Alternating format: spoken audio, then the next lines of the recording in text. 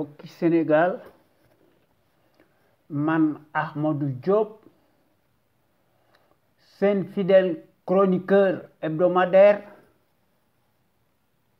ak seen serviteur mooy waxtaan ak yéen ci sunu émission bi ñu tuddee xew-xew réew mi ma fas yéene leen ko defal bu ma fi yàlla bàyyee bu leen fi yàlla bàyyee talaata bu nekk à partir de 17h GMT heure de Dakar soit 19h heure de Paris xam ngeen ko duutu leen ko jawaatle ñu leen ko defal à travers les ondes de notre radio Sunu Kër FM, la première radio panafricaine nekk ca Californie muy sunu radio exceptionnelle bu mag bi de renommée internationale. Kon xam ngeen na tey talaata 9 mars 2021 sunu émission bi nu tuddee xew-xew réew mi day gën a am solo. La caste des voleurs, des raccourcis politiques et des postes de nomination tànn sa bu la neex ci ndëngte lañu masa nekk dañuy dagga sante waaye fini en fin de compte par se retrouver et s'unir comme jamais. Les voleurs ne se disputent qu'au partage du butin. C'est la règle taboue au Sénégal. Un euphémisme déroutant à dormir debout et à couper le souffle. Loolu kat moo fi nekk. Ousmane Sonko mooy coow li mooy occuper l'actualité nationale ak internationale bi sax ci loolu la ñu nekk. Ki fi nekk c'est le rouleau compresseur waaw mooy FAD dafa soumis sa casquette en tant que député parlementaire xamutut ni mu ciy génne ma doon wax ne à moins que Ousmane Sonko bénéficie d'un miracle exceptionnel waaye mbir mi des na. Il faut que ñu def ci vigilance. Ousmane Sonko coow li bari na manifestation yi bari na sëriñ su baax si wax nañ ci Macky Sall génne na ko waaye defut li ko sun sëriñ su baax si digtal ndax Macky daf ko génne ci centre de recherche bi ci brigade de recherche bi waaye ba naga ni Ousmane Sonko dafa am l'épée de Damoclès ndax dañ ko inculpé ñu placé ko aussi sous contrôle judiciaire xam ngeen ne loolu ndëngte la parce que kenn xamut sax liñ koy accuser accusation yi dañ koy moduler di ko gën a garaawal à tout instant waaye duñ ci indi benn firnde bu leer totalitarisme la à la Gestapo li kenn mus koo gis loolu mooy wane ne Macky Sall moo nekk le spécialiste des coups tordus mu yore mbaxanaam saytaane day placer ces hommes à sa justice injuste muy choisir ses plus fidèles captifs et son ramassis de clusters mercenaires portent atteinte aux contradictions politiques. Yenn mercenaires yi naan Ousmane Sonko dafa war a dajeek Macky Sall ñu waxtaan li kenn musu koo gis ñooñu c'est des hypocrites ki lay tëj nooy waxee ak moom lu muy jariñ rapport de force moo fi nekk. On tue la vérité en ravivant les mensonges grossiers comme un marqueur. Le Sénégal, d'une certaine rancœur misérable, abyssale et méprisable, et le ciel ouvert à des charges, rabaisse, rabroue, crache délibérément sur ces hommes de valeur, et ce, sur des bases purement calomnieuses. Nous bolé ci ay ragots honteusement colportés ici ou là. Loolu mooy wane ne sunu Sénégal gi, dans une certaine mesure, bien que son apparence veut qu'elle soit idyllique, il y a bien l'arbre qui cache la forêt. Loolu mooy la caractéristique essentielle ou le paradoxe du pays de la Teranga. Kii nga xam ne moo fi nekk di digle càngaay mësta set dafa takk rip. C'est un usurpateur. Am réew lëmm kenn du ko dénk baadoola. Baadoola boo ko dénkee am réew day fooy. Macky Sall nous a tous menti et nous a trompés et nous a enfarinés. Li ci gën a garaaw, il nous a habitués à des faux bons sur toute la ligne. C'est un imposteur, un escroc de grand chemin, franc-maçon jusqu'à l'abîme. Bim toogee ci manette yi wone na jikko ju ñaaw ji nekk ci moom, maanaam son visage hideux. waaye nag loolu jaaxalunu kii nga xam ne muy Macky Sall dafa ñëw au plus haut sommet de l'État par effraction et à cause de l'esclandre de ces milliards yi mu sàcc dans des postes de nomination qu'il a scandaleusement volé dans des postes de nomination tànn sa bu la neex. Kooku jikko ju ñaaw ji nekk ci moom lay wone bi mu toogee ci siis bi. Loolu jaaxalunu ndax fen ak xaalis mooy fale, leneen du fale. Ku mu gor wanaasu ko lekk ko waaw bay gàll mu jàll ci keneen ay surgaam nekk di fen di répéter les mêmes éléments de langage. Ñu naan ku pëtëx yaa pëtëxal sa bopp. Ça, c'est des méthodes fascistes totalitaires. Macky Sall moo raw jësit fuuf ci loolu la nekk ndax jësit du raté mukk sa proie tant que noo ngi nekk ci sunuy nelaw, nekk ci sunuy fatalisme dynamique, et par notre manque de réactivité, notre descente aux enfers ira nécessairement en pis. Baadoola lanu amal affaire dafa fuuy te dafa bew te day ëppal ci la force publique, parce que xalaatu doon ne dana nekk président de la République. Monarchie la, nekkatul président de la République. En Afrique noonu la ñu doxale seeni démocratie, maanaam les pantins nègres de service ñu leen di jaay te kenn du leen tudd ci dara te ñoo gën a jubadi. te kii nga xam ne muy Macky Sall moo nekk le coronavirus plus himself en chair et en os.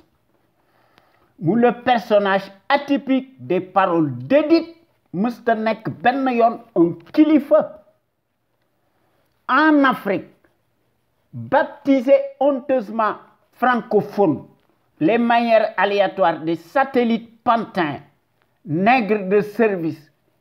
lépp lu ñuy def day jaar comme une lettre à la poste. Kon il faut que nous faggandiku, ñu def ci vigilance. Bu dara sedd na lépp tànk. Ab saay-saay kenn di discuter ak moom lu mu la wax weddi ko ndax dafa nekk ci li mu nekk te loolu gis nañ ko ci li mu defal Ousmane Sonko génne ko ba pare di ko inculper loolu mooy mbilim lacc ma dugalaat la ci kaso bi xeex bi des na xeex bi bala nu ko bàyyi danoo war a sànni Macky Sall buñ ko sànni ba pare nag mbir mi jeex ñu rétablir la démocratie ndax bu ñu ko defut le verre sera plein sera à moitié plein waaye suñ réew mi wérgu yaram amu fi kenn liggéeyutu le chômage chronique dafa gën a yokk wérgu yaram amu fi les principaux pouvoirs politiques qui se sont succédés jusqu'ici ont manifestement failli à leur mission régalienne musuñoo déglu benn yoon Cheikh Anta Diop qu'on le veuille ou non nga xam ne fut incontestablement le visionnaire hors pair l'éternelle figure de proue charismatique l'icône exceptionnelle emblématique le gros calibre homme d'honneur le panafricain le plus grand savant historique historien scientifique linguiste égyptologue le plus considérable et le plus élevé de tous les temps par sa capacité fertile et son intelligence yoo xam ne daf ko doon def à maintes reprises à travers le monde entier et sur la base purement scientifique et par ses recherches scientifiques objectivement élaborées quoi qu'on dise mbindam yi ak rechercham yi dañoo nekk de marbre dans la postérité il n'en déplaise aux falsificateurs historiques de tous les temps Cheikh Anta Diop était en avance de plusieurs siècles sur ses contemporains waaye bizarrement les poupées nègres de service multimilliardaires mercenaires politicards désertiques des postes de nomination tànn sa bolo neex ci rapine ci la ñu nekk ci ay complot ci la ñu nekk jubadi ci la ñu nekk ak ci combine ñoo gën a nul n'ont jamais fait aucune recherche scientifique peu ou prou waaye nag dañoo am le vent en poupe kii nag muy sàcckat bii nga xam ne dafay nekk di def des décrets présidentialistes inflationnistes automatiques qui lui servent de gouvernance ethnique mu le potentat nga xam ne bu defee ay njombeem def ko nier vertement comme il est temps que ñu abroger la constitution moribonde qui a manifestement un caractère ludique pervers idyllique et blasphématoire autoritaire même et par définition ndax mooy garantir l'impunité d'un Dieu sur terre muy constitution moribonde boo xam ne mësuñu ko élaborer mësuñu ko voter à l'unanimité par voie référendaire par des Sénégalais et des Sénégalaises mësuñu ko penser par nous-mêmes et pour nous-mêmes si ce n'est la volonté de Senghor kon réew moo xam ne à partir de 1963 kon di ñuy tarabiscoter à longueur de journée ñu ne Senghor dafay tabax un état de droit kooku fenn yu mag la kenn mënta tabax un état de droit di jaar di marcher sur les cadavres kooku cela relève d'un pur mensonge grossier muy cette prétendue constitution moribonde mooy autorisée par devers le statut d'immunité qui est source d'impunité par définition dans les faits buñ ko dindiwut le mal chronique ira nécessairement en pis au pays de la Teranga ñu nuy tàngal ñu naan la République du Sénégal et non sénégalaise il y a nuance puisque l'étrange constitution moribonde est écrite exclusivement en français mu nekk une photocopie largement distribuée dans les 13 autres pays africains francophones sous tutelle coloniale, alors que buñ tuddee woon sunu Sénégal gi la République sénégalaise aurait plus de tonalité et de portée politique. tubaab yi ci France République française la ñuy wax, ci Algérie République démocratique algérienne moom la ñuy wax, ak yeneen dëkk yi nga xam ne ñoo yilif seen bopp. Badolo bii nga xam ne dañ ko faloon ci sunu étourderie généralisée à l'échelle nationale ñu faloon ko dans des conditions totalement exceptionnelles, à défaut et par dépit bi mu toogee ci 6 bi mu seet ñi ko neex mu teg fi sa justice bridée à lui, politique soumise, instrumentalisée jusqu'à la lie, ñu nekk une justice injuste aux ordres qui marque le pas face à un malfaiteur muy Macky Sall. xam ngeen ne loolu jubut, nga xam ne Macky Sall ay procès présumé judiciaire interminable, cataclysmique, surréaliste à sens unique, mu ci def des surenchères yoo xam ne moo nekk ci ginnaaw, nga xam ne procès yooyu n'obéissent qu'à des soubassements politiques, nga xam ne bëggut contradiction waaye nag c'est coupable takrib ñi ngi circuler librement en toute impunité et en toute circonstance. mu dekkal sa CREI nga xam ne badalo bi dafa am une addiction ci ay décret présidentialiste, mu indi fi sa CREI boo xam ne moo nekk sa cour royale de répression de l'enrichissement illicite, décret présidentialiste belle pagaille, une cour martiale unique au monde, digne de la Stasi, nga xam ne pire que celle de la Gestapo, conflit d'intérêts politique, manifestement illégal, confiscation du pouvoir, moo fi nekk, cataclysme la, totalitarisme la, point barre. nga xam ne la CREI est totalement illégale, juridiquement, moralement, cliniquement et politiquement. waaye seeni mbir daanaka day jàll comme une lettre à la poste,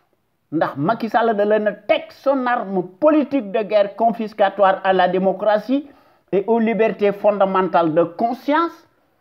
muy le prédateur tonitruant autocrate de la mécanique des décrets présidentialistes inflationnistes, bëggut démocratie, bëggut séparation des pouvoirs,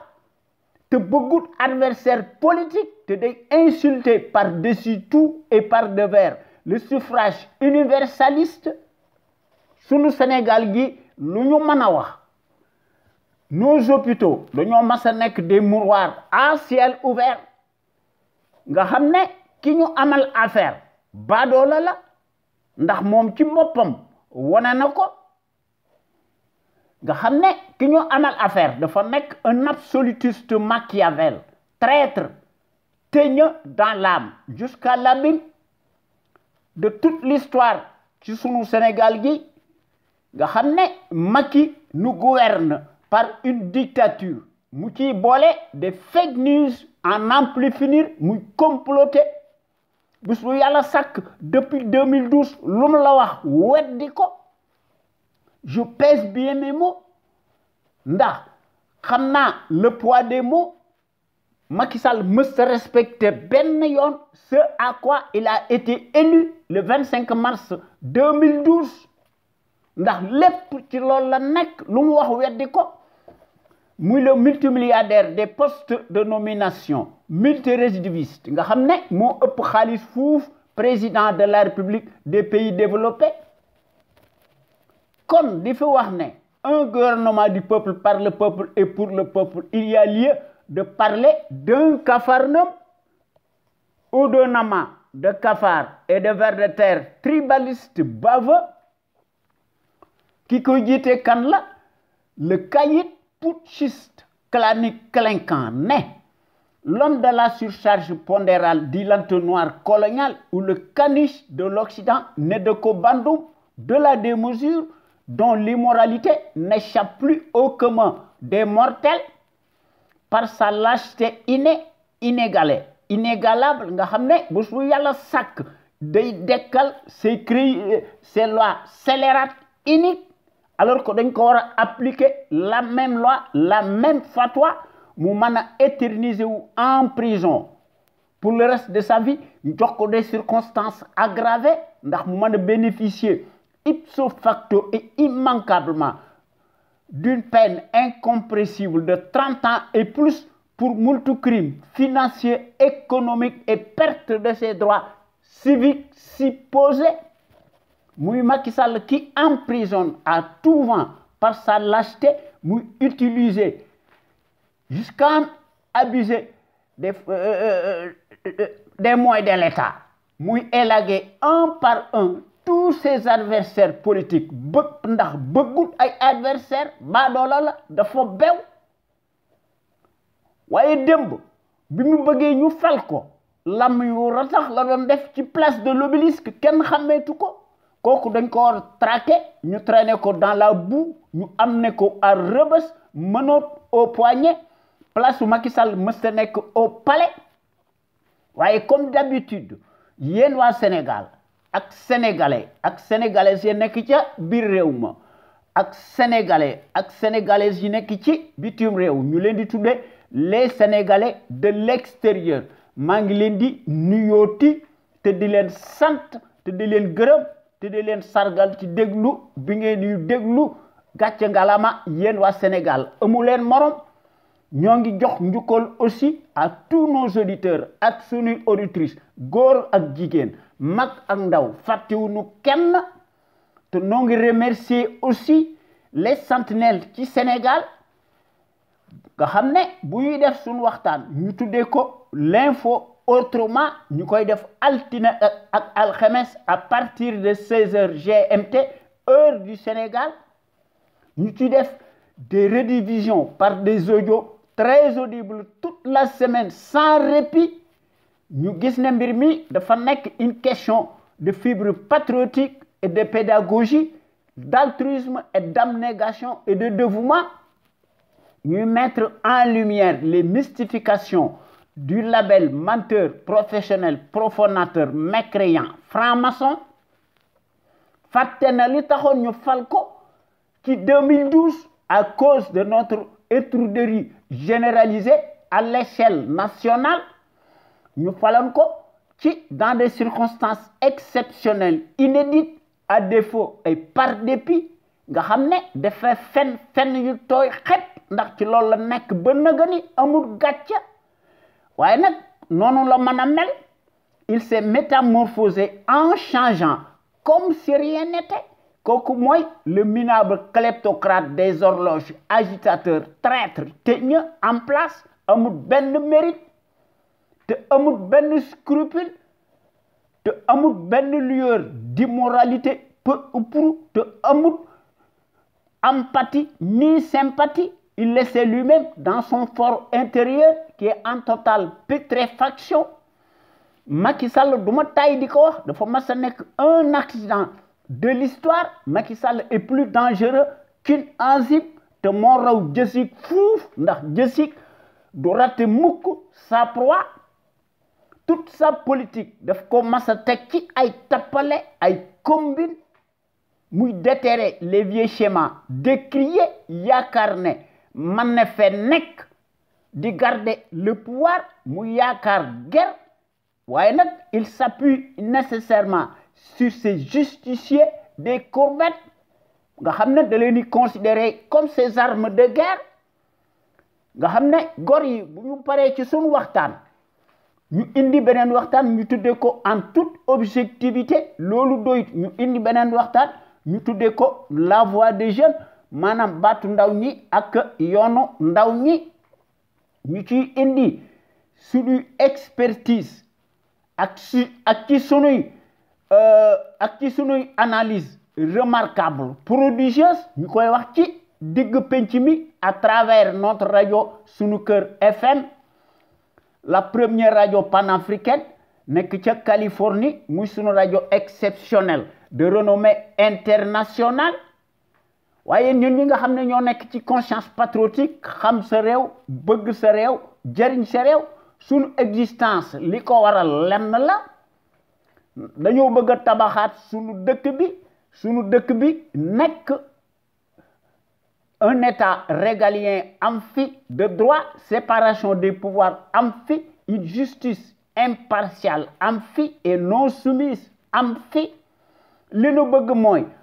un véritable contre-pouvoir am fi su réew mi yilif boppam lépp lu muy def mu def ko ci coobarey boppam ndax ñépp xam nañ ne sans la liberté kenn mënta tabax dara lu jag waaye l'envoyé spécial colonial attitré en Afrique et accrédité à Dakar moom day ci yoonu baaxut ci la masa nekk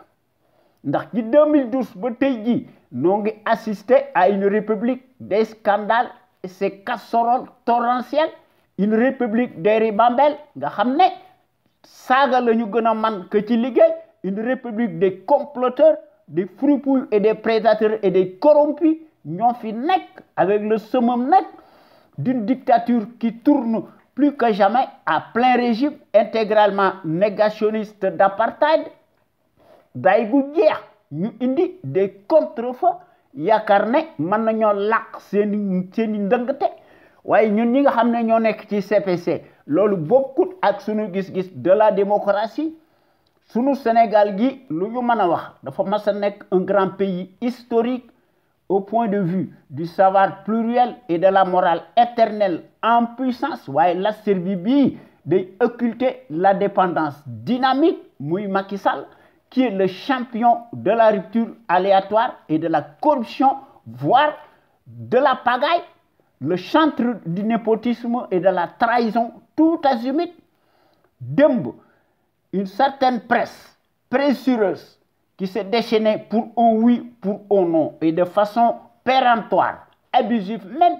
sur l'ancien régime bu Abdoulaye Wade, en avait, pour son grade, été traité de tous les anathèmes du monde et de tous les péchés. Voyez, curieusement, bi Pendouré, gis nañu la même affluence répugnante, nauséabonde, de changer curieusement seeni po, waaye dañuy garder seeni nature, waaye nag dañuy crypter les discours du farandole menteur nga xam ne buy gën a briser de plus en plus les consciences abîmées dañuy xam noppi di rafetal muy la même servilité nga xam ne dañuy changer de tonalité et de sémantique waaye nag préfère parler de gros morceaux ndax dañ leen di guerre te guerre corruption la te corruption crime la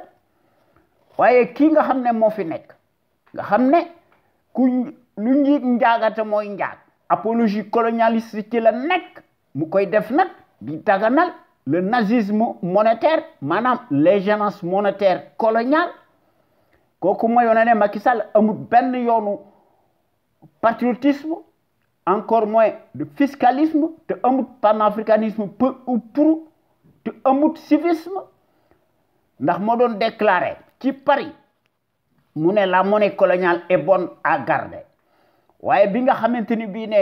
nous les panafricains danoo nekk debout ndax ba tey ji ci loolu lañ nekk moo Alassane Ouattara et compagnie fexe nañu ba tappale ne danañ fi jële franc CFA bi éco la ñuy indi éco nag ñëwagut waaye buñ ko seetloo ba seetlu ko éco bi ak franc CFA bi benn la ndax bonnet blanc la ak blanc bonnet waaye ñun ñi nga xam ne ñoo nekk ci conscience patriotique xam sa réew bëgg sa réew jëriñ sa réew noo ngi dingat bu baax la gestion népotique et gabégique du Sénégal par un parti politique une coalition de partis et une famille te noo ngi dingat l'accaparement des ressources du Sénégal par une seule famille paresseuse ak son clan Macky Sall jox leen poste yu takku yu kowe poste yoo xam ne de haute stratégie nga xam ne loolu buñ ko seetloo ba seetlu ko dafa nekk un corporatisme ethnique sans éthique ni équité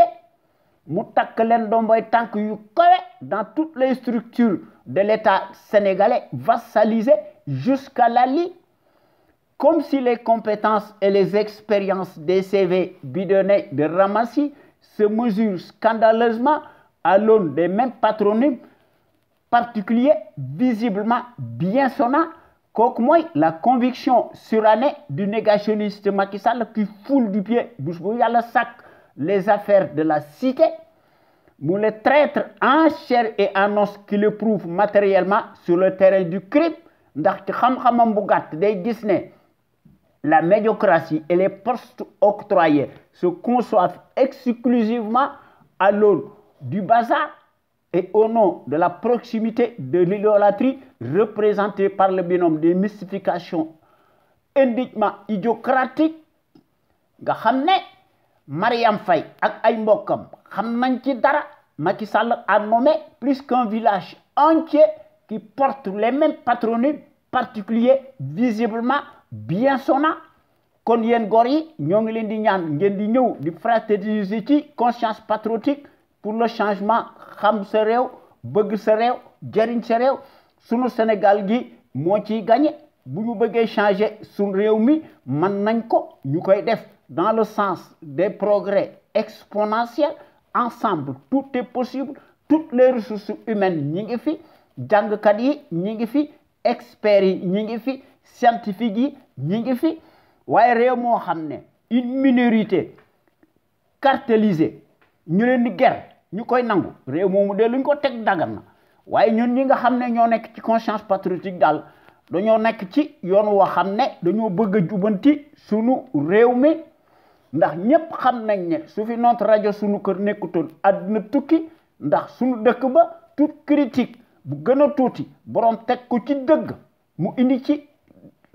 des preuves matérielles à l'infini. Baadoolo bi muy le tyran encombrant day déglu waaye nag day yónni c'est tonton Macoute ñu cueillir nit ñi guddi ak bëccëg ñu defal ko presto illico un mandat de dépôt. Waaye nag les fonctionnaires paresseux, politicards, mercenaires, alimentaires, tous accroupis se transforment en sarabande de vers de terre li ñu mas a doon ndax dañoo mas a nekk les symboles maléfiques des traîtres baveux unifiés dans l'âme, boivent sans répit le calice jusqu'à la lie du haut de leur rang ndax dañuy dund ci mbaggum suñu réew mi en toute impunité et en toutes circonstances. Nga xam ne dañoo tayel te dañuy naan Kati Diantabe te leneen lay naan ne tarisse pas d'éloge à l'égard du fasciste encombrant en place, muy l'autocrate, lequel, paraît-il, n'a pas de défaut mais rien que des qualités. Moo nëy te gëmuñu ci dara dañ koy def rek du bout des lèvres. Nga xam ne baadoolo bi day jël ses propres intérêts mal placés mu def ko à ceux de ses parrains tapis dans l'ombre nga xam ne ñoo koy soutenir mordicus de façon souterraine. ñu koy def au nom de la soi-disant stratégie géopolitique internationale golo di bay babu di dunde. ñoom dañuy jëf bu baax par l'action matérielle. ñun nag dañoo nekk ci suñuy nelaw ak ci suñuy fatalisme. waaye lu ëpp tuuru te loolu gis nañ ko ci lii nga xam ne moo fi nekk la semaine dernière ba naga ni ci loolu lañ nekk. Loolu nañ ci continuer ñu jubbanti le tir de façon que kii fi nekk di nu tàngal mu abal nu ci nii mbaa ci naa mu neex ko mu naqari ko. Waaye la singularité affreuse du paysage de l'échiquier politique sénégalais, la plupart d'entre eux dañuy xarmat ndax dañuy offenser en permanence tout le pays te gis nañ ko ci seeni platitude manifeste nga xam ne musuñoo nekk des intellos, c'est des incultes qui se travestissent, transhument, se transvasent piteusement, véritablement en abrutis dévergondés d'un camp à l'autre à chaque magistrature obliquée et ses morts infinis. Te loolu gis nañ ko ci semaine bi nga xam ne Macky Sall porte l'entière responsabilité nga xam ne finalement politiciens yi nga xam ne ci loolu lañ nekk dañoo mas a nekk le symbole de la tartufferie nauséabonde ne doivent leur promotion sociale indue qu'à la mesure de leur immoralité de bas étage nga xam ne dañuy changer mordicus constamment seeni trajectoire ñu koy def en fonction des rétributions financières selon la météo du moment waaye li yées ci ab dëkk une presse farandole ndax presse dafa baax ci ab dëkk presse dafa war a jouer son rôle d'avant-garde waaye servilité très loquace moo fi nekk ndax démb seen wax bari woon na waaye nag bindetuñu dañ leen di bindiloo li nga xam ne Macky Sall moom la ñu bëgg mu koy gis di ko déglu ñu koy jàllale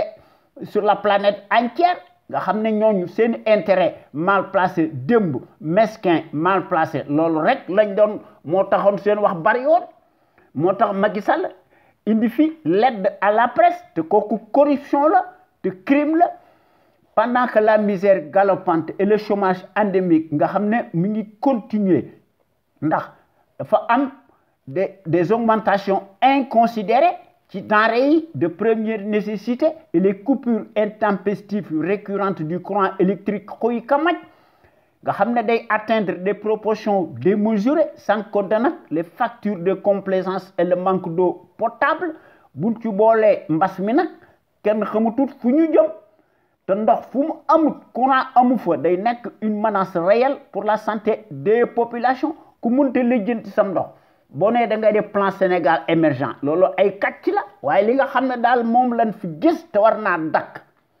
muy l'émergence coloniale ethnique en puissance en continu ndax Macky Sall ci loolu la nekk ñu ne sunu Sénégal gi dafa am indépendance totale politique waaye li fi nekk kay mooy en tout cas ci télécommunication bi daal c'est le gendarme colonial mooy jàllale la passerelle de télécommunication de l'État sénégalais vassalisé jusqu'à la Libye waaye pays yi nga xam ne dañoo am fayda day seeni télécommunication ñoo koy sàmmal seen bopp kenn du leen ko defal te su fa amee pétrole et gaz dañ koy foqar ci dara du leen ci fekk waaye kii day moom yoonam nekku ci waaye li nga xam ne daal moo nekk ci suñu réew mi surtout depuis 2012 ba naga ni guerre fen maanaam la dépendance financière ak politique de la presse maanaam dafa nekk une réelle menace réelle à la démocratie te loolu cela en dit long sur une certaine presse corrompue jusqu'à la Ligue nga xam ne amuñu benn moralité peu ou prou nga xam ne devient affreuse affluente par son abondance nauséabonde pantouflard affamée par des visions pourries de la tête aux pieds ñu laaj pitance di laaj ndimbal moo tax ñu noppi nga xam ne c'est une presse bien engraissée waaye nag dañuy prêter le flanc di tàllal seeni këll ak seeni loxo se fout éperdument de la déontologie professionnelle journalistique s'en fout de tout et piétine allègrement les traitements objectifs des informations, se cramponne et se complaît dans sa bassesse dégoulinante nga xam ne baadoolo bi di leen bindloo li mu bëgg ñu bind ko ndax ci loolu lañ nekk waaye li nga xam ne moo ci nekk un fonctionnaire si riche daal n'est jamais synonyme de patriotisme kon kilifa amu fi waaye un indigne chef de bande d'un parti politique cliniquement clanique moo fi nekk ndax Macky Sall ci loolu la nekk muy le pion en chair et en os muy le label du foutoir qui fut peint ba tey ji sous les défroques victimaires des leurs et ce sous la baguette magique de la référence propagandiste mondialiste de l'arbitraire et de la tyrannie laquelle ba tey ji dañuy jokkoog dans le secret ndax dañuy nekk avec le vacarme hystérique de la servilité endogène en place loolu moo tax baadaloo bi di bew di fuuy muy le larbin qui continue de jouer nécessairement sur le piano américano-français waaye nag yoonam nekkul ci mbënd mi ak ci tumuranke bi lépp lay tere manifestation illégale yépp lay tere il s'en fout de tout waaye nag il continue à restreindre drastiquement davantage la liberté d'expression yëmut ci loolu day acheter les consciences abîmées présumées notables de l'heure waaye nag ne cesse de commander du matériel de répression waaye li nga xam ne moo ci nekk les populations sénégalaises siphonnées astiquées ñu leen di considérer comme un matelas financier ñu leen di cribler d'impôts et de taxes de toutes sortes ñooy fay bor bi te bor bi dis na ganna moo tax ñu fipp lank kandaare ndax paaka bi ni nga xam ne moo ñuy rendi noo koy daas te yet wi ñuy duma noo koy jënd moo tax mënatuñoo accepter la tyrannie de la république familiale gàcce ngalaama sénégalais yi ça commence bien waaye nag nañ ci def ndànk lii compté daal mooy la victoire finale man daal loolu laa gëm waaye ñun ñi nga xam ne ñoo nekk ci conscience patriotique xam sa réew bëgg sa réew jëriñ sa réew dañoo considérer ne suñ réew mi nañ ko teg ci loxo yu jub lépp lu muy def mu def ko ci coobaray boppam ndax la répétition est pédagogique ndax hier aujourd'hui depuis 17 ans maanaam hier ak tey depuis 17 ans sun rajo bu mag bi moo fi nekk maanaam notre rajo sunu kër qui est à l'avant-garde et à la pointe du combat juste et pour l'émergence du Sénégal debout et fier de l'être sun rajo bu mag bi mësta nekk ci les chantiers battus ndax sun rajo bu mag bi day proposer du neuf te day briser les tabous te day bousculer les idées reçues te day innover maanaam day indi yokkute te day populariser par revers la démocratie ndax sun rajo bu mag bi mësta nekk ci les conventions ubuesques de l'établissement s'inscrit dans sa trajectoire révolutionnaire qui évolue dans le bon sens des valeurs et des progrès immenses, exponentiels, salutaires et indispensables pour que nous soyons capables d'assurer le destin de notre pays sur des bases voulues en toute indépendance et en toute conscience. Qu'on le veuille ou non, n'en déplaise à la pestilentielle apérisée, notre média est devenu comme jamais un phénomène de société, reste le seul à aborder librement les sujets les plus variés qui sont considérés comme la loi de l'omerta, en particulier la gouvernance bancale, politique, ethnique, que les médias de la servitude nga xam ne ci loolu lañ nekk nga xam ne ak privé bi ñoom ñëpp waaye ña fa masa nekk ñoo fa nekk te loolu gis nañ ko ci la maison présumée de la presse te loolu gis nañ ko ci APS te loolu moo am ci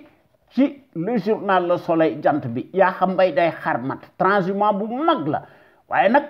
ñoom ñëpp ay comploteurs lañu te gis nañu li nga xam ne mooy coow li ci Ousmane Sonko ku wax feeñ ku jëf feeñ ay mercenaires lañu dañ leen a jox seen wàll ca nag wa ndax ay mercenaires lañu dañ leen a jox ay terrain di leen corrompre moo tax seen wax bari moo tax ñu def activisme nga xam ne la presse privée ak publique tous passent au peigne fin tous arrivent et deviennent de facto des instruments alimentaires politiques soumis aux ordres monopolisés par le pouvoir calamiteux, tortionnaire, usurier nga xam ne dañuy xam noppi di sëgg ndax amuñu gàcca te amuñu patriotisme encore moins de civisme moo tax suñu rajo bu mag bi mooy mottali seeni ndëggte te gis nañ ko tant par la qualité des informations qui sont largement publiées à travers notre site sunuker.com que par les analyses pertinentes des sentinelles sénégalaises nga xam ne ñooy wax ci suñu rajo bu mag bi l'avant-garde du civisme et du patriotisme te loolu noo ngi koy def en toute humilité te loolu dafa nekk une exclusivité de notre site sunuker.com suñu rajo bu mag bi de renommée internationale vous ne trouvez nulle part ailleurs de telles informations capitales utiles les plus importantes si diverses et variées par leur qualité éminemment prouvée, surtout celles qui relèvent incontestablement de la géopolitique, qui contraste parfaitement avec la platitude manifeste de la servilité en place nga xam ne dañ fee nekk di jéem a daganal le bilan de plus en plus chaotique du négationniste ethnique, révisionniste et dont l'immoralité malodorante sans égal, exceptionnelle et substantielle à son taux d'ADN. Évidemment, il n'y a rien d'étonnant de la part d'un professionnel, menteur, profanateur, mécréant, franc-maçon en la matière, qui ment plus qu'il ne respire sunu Sénégal gii du génn ci pénombre bi ak tumuranke bi et du guépé infernal auquel nga xam ne moom la ñu confronté saa bi moo na ko teg depuis 9 ans nga xam ne lu mën a def du ma tàyyi di ko wax il faut que ñu régler le compte du traître Macky Sall en chair et en os et sa bande de fripouilles alignés buñ ko defut li fi nekk rek moo fi nekk waaye nag loolu dafa nekk la loi de l'omerta nga xam ne suñu rajo bu mag bi panel d'intellectuels d'hommes et de femmes ñoom ñëpp dañoo mas a nekk de gros calibre doués en matière de s'expriment en toute logique en toute connaissance de cause et en toute conscience nga xam ne dañuy démontrer magistralement seeni capacité intellectuelle ndax ñoom ñëpp dañoo nekk des têtes bien pleines ñoo décortiquer, décrypter l'actualité nationale et internationale et qui font part de leur expertise sur les produits toxiques chimiques, notamment les faits divers scientifiques, sanitaires, sociaux, religieux, politiques, sans oublier les incivilités patentes les incivilités patentes des politiques véreux qui ont manifestement failli à leur mission régalienne. Ndax dañoo ubbi di gën a ubbeeti la boîte de Pandore à certains citoyens sénégalais égarés par leur manque de conscience nga xam ne amuñu civisme waaye nag suñu rajo bu mag bi moo nekk la plus populaire qui reste comme jamais l'éternelle cheville ouvrière des sentinelles sénégalaises aux vérités implacables, aux bras d'acier inachetables et qui font constamment preuve d'analyse pertinente sans complaisance, ne souffrant d'aucune ambiguïté sur la chose publique au Sénégal. muy sunu Sénégal yi nga xam ne soo ubbee l'actualité bi da ngay rus da ngay jommi ndax actualité bi day gën a bari de plus en plus ndax day gën a marqué wu. dañuy seet li nga xam ne mënuñu koo ñàkk bañ a wax ñu wax ko ndax bu ñu bëggee wax lépp duñ ci génn waaye ñun ñi nga xam ne daal ñoo nekk ci CPC xam sa réew bëgg sa réew jariñ sa réew li ñu yitteel daal mooy fexe ba unir rassembler autant de patriotes sénégalais ak sénégalaises autour d'un idéal commun. Pour cela nag il faut que ñun ñëpp ñu indi ci détermination indi ci patriotisme indi ci civisme ku ne indi ci sa xalaat bu rafet ñu boole ci nag la démocratie participative à l'échelle nationale nga xam ne sunu Sénégal gi nekk le phare de la démocratie plein développement économique politique militaire financier am fi sunu soldats si ñu jox leen moyens yu takku maanaam ay matériels yoo xam ne illimité ndax ñu mën a assurer la sécurité de nos frontières aériennes ak terrestres et la liberté de circulation des biens et des personnes ndax ku lay dimbali nag wax dëgg yàlla day ëmb sa sangal te loolu gis nañ ko ci jàngkat bi muy Cheikh Anta Diop nga xam ne téere mi du jeex nga xam ne Cheikh Anta Diop da doon wax ne l'Afrique doit opter pour une politique de développement scientifique et intellectuel et y mettre le prix.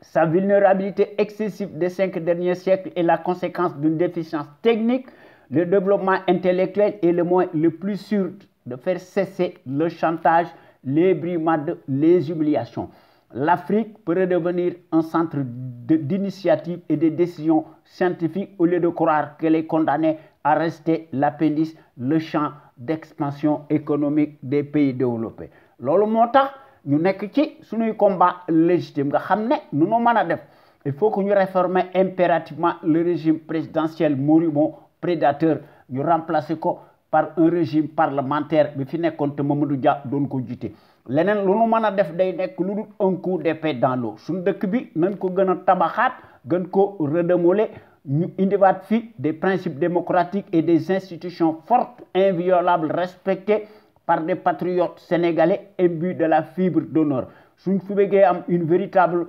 gouvernance irréprochable ak un état de droit nga xam ne ñu dolee soit fi le régime parlementaire pour cela nag dafa nekk liggéey bu rëy boo xam ne dañ ci war a attelé wu ndax c'est une tâche primordiale pour nous autres ñun ñi nga xam ne ñoo nekk ci CPC kon il faut que ñu créer nag les conditions obligatoires boo xam ne une véritable gouvernance politique économique saine transparente financière attentive et ce sur la base de nos intérêts nationaux vitaux et légitimes de la nation sénégalaise pour toutes ces raisons nag il faut que ñu teg ci sunu bopp réew mi de véritables sentinelles sénégalaises nga xam ne de manière qu'elles soient en mesure de créer une impulsion dynamique pérenne. Cela étant dit, il faut que nous cultivions le patriotisme, la démocratie, la justice sociale, l'éthique, l'équité, l'unité nationale en fi, sécurité en fi, te lu ci wàññiku dara du xew waaye ñun ñi nga xam ne ñoo nekk ci CPC xam sa réew bëgg sa réew jëriñ sa réew ñun dañoo taxaw temm di rehausser l'étendard de nos valeurs pour cela nag il faut que ñu inspiré wu ci et puiser dans le trésor inestimable de nos valeurs hommes d'honneur yoo xam ne jàngkat yu mag lañu ñoo tëdd ci suñu dëkk bi dañoo maandu ñu jàngale seen xam-xam ci sunu collège yi ci sunu daara yi ak ci sunu école primaire yi ñu bu ñu fàtte aussi suñu jàmbaar ju mag ji muy Lat Dior Ngoné Latyr Diop l'homme de la résistance armée notre héros national qui combattit farouchement et héroïquement l'armada coloniale pendant 24 ans et ce malgré la supériorité numérique et matérielle des envahisseurs, a versé son sang et marqué d'une empreinte digitale sa vie, a livré des combats acharnés sans merci, combats yu metti face à l'armada du colonialisme repoussant. Muy Lat Dior Ngoné Latyr Diop, notre héros national qui tomba sur le champ de l'honneur, les armes à la main, à la bataille de Derklé, le jeudi 27 octobre 1886, avec 2 de ses enfants majeurs, Thiendella Niabass ak Sakhewere Niabass. Ndax ci bis boobu beaucoup de ces guerriers ils laissèrent leur vie ci xare bu metti boobu nga xam ne resté de marbre, nga xam ne leen yàlla xare àjjana. Ndax dans l'histoire du Sénégal, en tout cas ci Kajoor, n'importe qui daal ne pouvait pas prétendre le titre de Damel du Kajoor. Ndax ci jamono jooju li nga wuyoo da nga koy nuru, ndax da nga waram fitu gaynde, da nga waram l'esprit de sacrifice et la capacité de résistance, te da nga war a nekk un homme de poigne, te doo trembler comme une feuille morte, te da nga war a subir nag autant d'épreuves d'endurance tout azimut, te da nga war a combattre nag en même temps sur le terrain des hostilités. Lat Dior Ngoné Latyr Diop moo ko def moom rek ci àdduna bi à l'âge de 15 ans. waaye sunu Sénégal gi des temps modernes méconnaissables, nos soi-disant présidentialistes de la République des ténèbres de l'heure, nga xam ne ñoom ñëpp ay sàcckat la ñu daanaka. li ci jiitu muy sàcckat bi nga xam ne dafa fen ba jàll, ndax ci Sénégal xaalis ak fen mooy fale, leneen du fale. ndax ñoom ñëpp daanaka dañoo nekk des multimilliardaires ba des raccourcis politiques, des postes de nomination tànn sa bu la neex, nga xam ne se réduisent tous en roitelets pour n'être que des abrutis poltrons, des clowns de pacotille entourés de garde-corps, se donnent lamentablement la qualité de dirigeants imaginaires nga xam ne ragal yu mag lañu, ndax mësuñu nekk ay patriotes, ndax ils ne sont pas dignes. te bu ñu fàtti aussi suñu jàmbaar ju mag gi ñu commencé ko nag par Cheikh Anta Diop ak Mamadou Dia, que sais-je encore, ndax borom xam-xam yi bari na fi. Il faut que ñu cultiver fii le civisme chez les populations. Le civisme dafa mas a nekk le réflexe décent de tout citoyen responsable qui a sa place dans la société. ndax le civisme day impliquer le savoir-faire et la civilité, ndax soo amee ay droit da nga waroon ay devoir. waaye classe bu Macky Sall gi de ñoom yaakaar nañ ne ay droit rek lañ am, waaye nag loolu bokkut ak suñu gis-gis ñun ñi nga xam ne ñoo nekk ci CPC, ndax bokk nañ ci l'avant-garde des consciences yi nga xam ne dañoo bëgg a yee nit ñi, de manière que chaque citoyen et citoyenne sénégalaise fu mu mën a nekk ci àdduna bi dafa war a armé wu de son bulletin de vote, seet ki nga xam ne ginnaawam set na, biiram set na, seet ndeyam, seet baayam, seet ay maamam ndax ay résistant lañu woon wala ay traître lañu woon. buñ seetee nag ba nga xam ne ay la yéwén kooku li mu am jaadu na, ñu watal ko librement, en toute logique, en toute conscience et en toute indépendance. seet ki nga xam ne mooy défendre par son altruisme nga xam ne récurrent, muy ki nga xam ne moo défendre l'intérêt général su fekkente ne bii ne sécurité am na. waaye day loolu day du ma tàyyi di ko wax, baadoolo bii day muy Macky Sall ay carte moo tax mu falu, waaye nag ci Sénégal fen ak xaalis mooy fale, leneen moo koy génne ci pouvoir bi, ndax ci corruption la nekk, ndax Macky Sall est réfractaire à la démocratie. kon il faut que ñu utiliser d'autres paramètres distincts des circuits électoraux ndax ñu mën a changer le rapport de force. ndax Macky Sall day gëw ma ne le suffrage universalité moo koy génn ci pouvoir bi, la ligne droite nag est la plus rapide. il ne sert à rien de courir, il faut partir à point. nga xam ne Macky Sall ak ñoom Alassane Ouattara ñoom dañuy gis ne l'issue des scrutins de pacotille ñu ngi koy jouer dans la cour des voleurs en bande organisée, ndax dañuy gis ne mbir mi dafa nekk lu dul une simple formalité administrative. sunu Sénégal gi du ma tàyyi di ko wax, mënta échapper vraiment aux contingences mondiales obligatoires spécifiques ak chaque peuple, ndax su ne Sénégal gi lépp lu muy def mu def ko ci coobaray boppam, te loolu kat moo fi nekk. waaye nag suñu rajo bu mag bi moo nekk notre rajo la plus crédible par son patriotisme actif, ndax suñu rajo bu mag bi dafa am des qualités à l'infini. la qualité nag est avant tout un état d'esprit qui vise à l'excellence, yokkute am fi ci jëf ci jikko woon ko askan wi bu leer naññi. te loolu la sentinelle sénégalais yi nga xam ne qui s'exprime librement en toute logique, en toute indépendance et en toute conscience sur des bases voulues, et qui compensent par leur esprit alerte la bassesse et la médiocrité d'une certaine classe politicarde, plutocrate, multimilliardaire des raccourcis politiques. ndax sentinelle sénégalais yi qui s'exprime librement à travers les ondes de notre radio sunuker.com ñoom ñëpp dañoo am une logique crédible, patriotique, nationaliste bien placée qu'elle distille peu à peu dans les consciences sénégalaises pour que sunu Sénégal gi aille de l'avant. sunu Sénégal gi top ci sur la trajectoire des grandes nations émergentes nga xamné ku len tooñ ñu duggaale ko yow bam sap te lolu gis nañ ko ci sunu radio bu mag bi nga xamné quant à elle historiquement et présentement elle est par définition la référence exemplaire et la différence d'une certaine caste servile achetable de référence s'accommode mécaniquement et hystériquement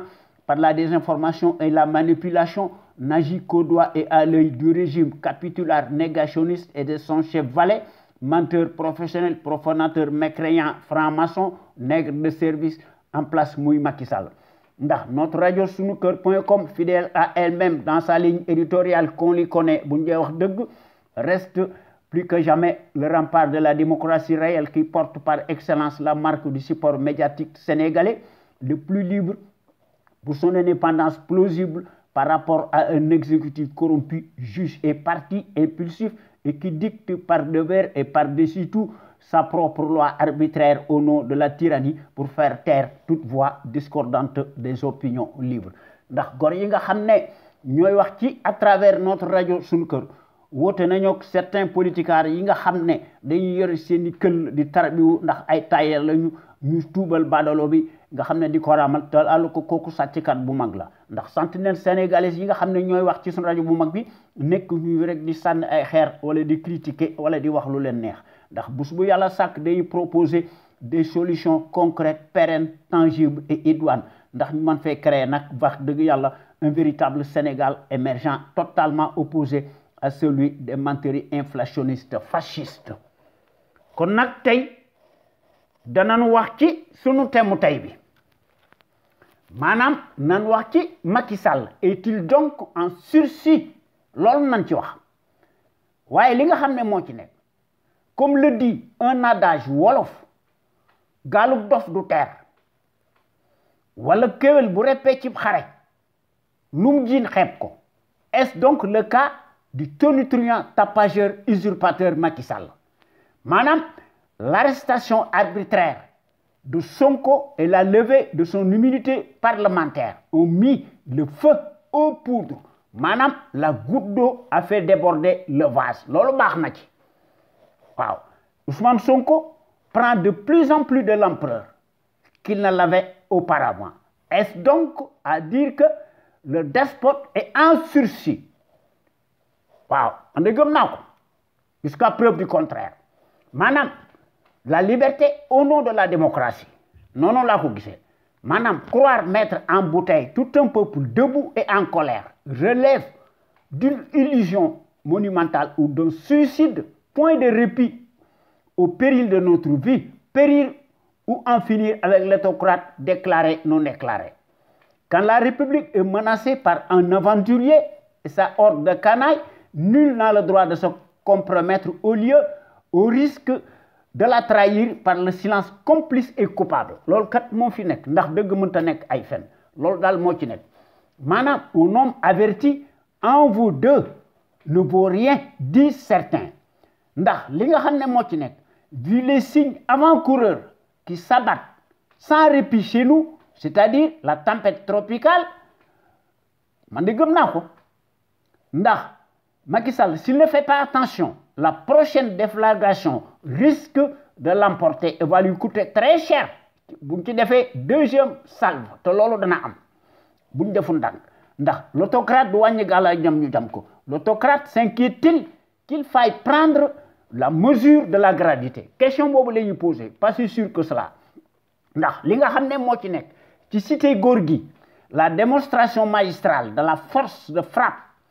et la parade populaire d'une jeunesse revigorée et acquise pour Sonko devant son domicile témoigne éloquemment l'aura d'un leader charismatique, nous donne la mesure d'une fraîcheur survoltée en symbiose qui attend impatiemment leur idole pour sauver la victoire du peuple sénégalais en temps réel. Madame, bindoon naa benn article me tuddee ko l'imprévu prime sur le prévu. Est-ce que lolo là, puisque la manœuvre dilatoire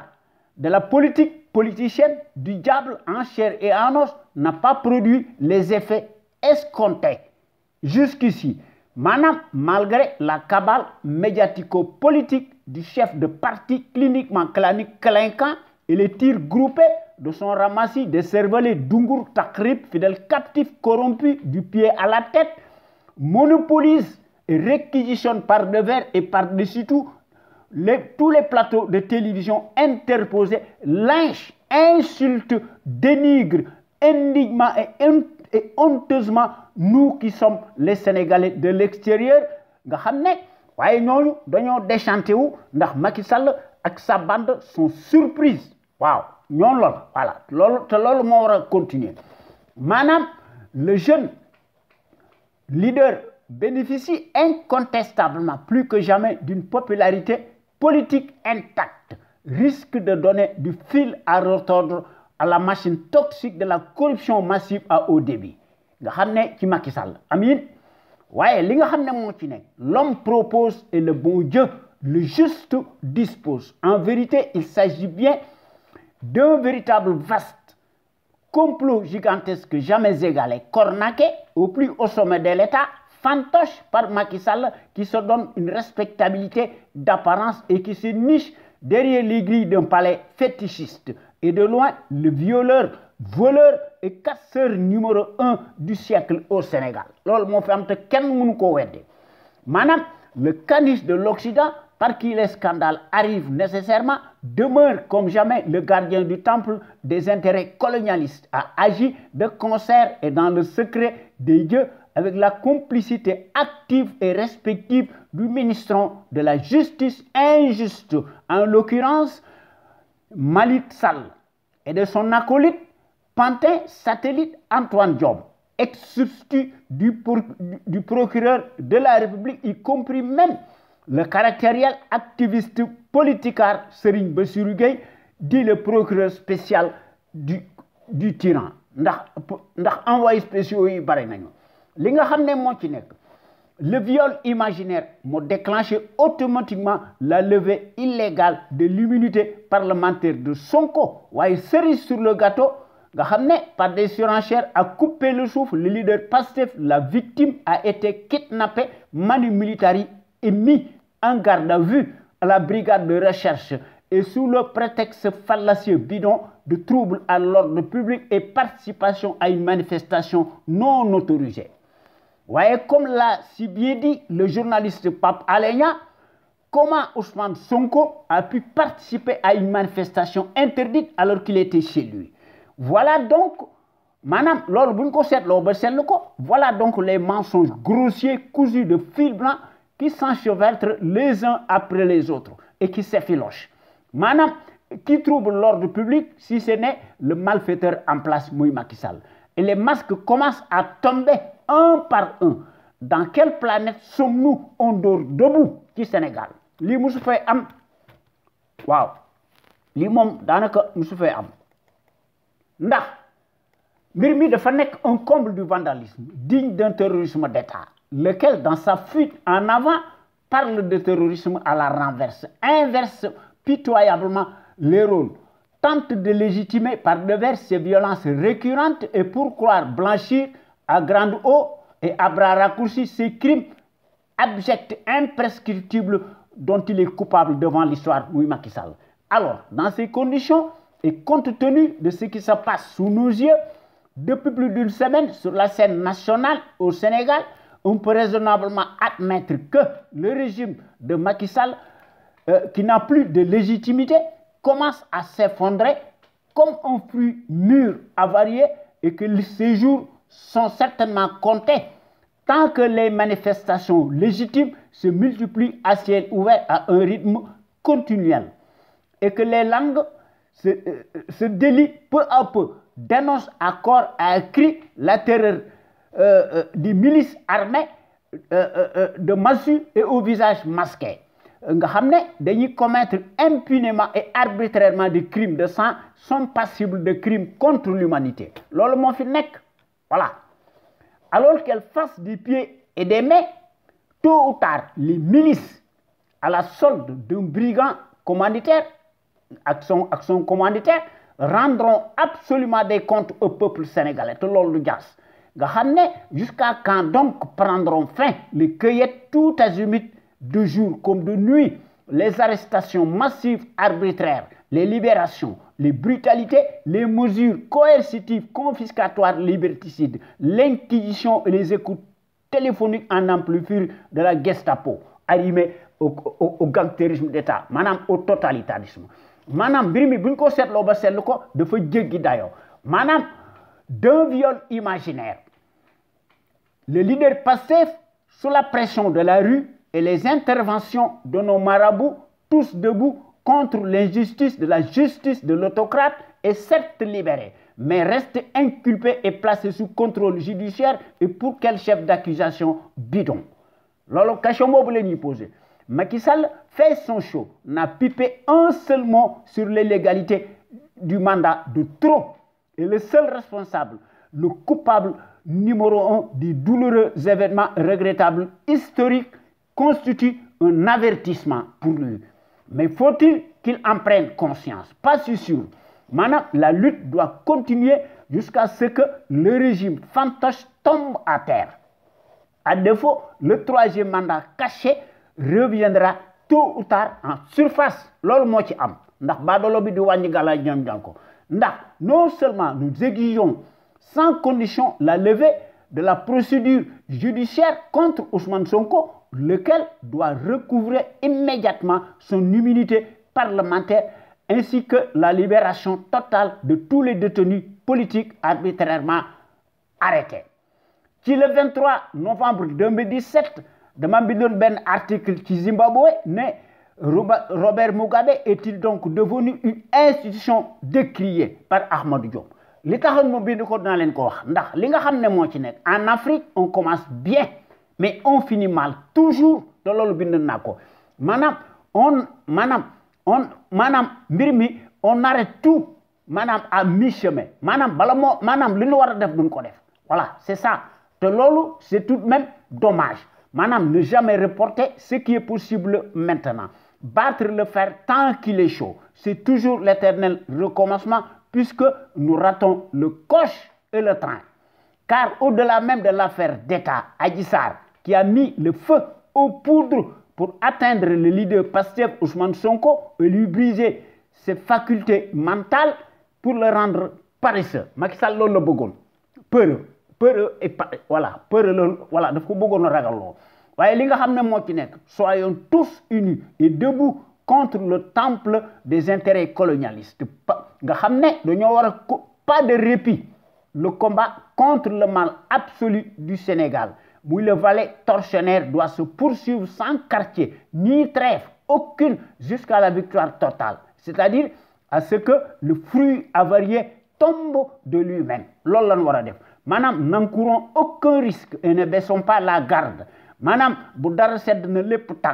nous devons finir absolument le bon boulot que nous avons déjà commencé. Amin, c'est la seule option possible pour mettre un terme définitif à la République des prédateurs, des privilèges et des passe-droits. Soyons vigilants et sur nos gardes. Rien n'est gagné d'avance. Au contraire, tout reste à faire. Madame, l'heure est grave. Puisque Ousmane Sonko dafa am l'épée de Damoclès qui pèse sur sa tête. Madame, il est toujours inculpé et sous contrôle judiciaire. Madame, le médiocre de référence de la France-Afrique ne recule devant rien pour arriver à ses fins. Il reste jusqu'ici le maître du jeu et toujours le vainqueur malgré les manifestations. Nga xam ne Macky Sall dafa am comme arrière-plan, comme perspective le troisième mandat illégal en 2024. Te kooku nañ ci bàyyi xel. Madame, nous sommes tous menacés dans notre existence par un malfaiteur, madame, un tyran prédateur qui ne lâche jamais sa prise.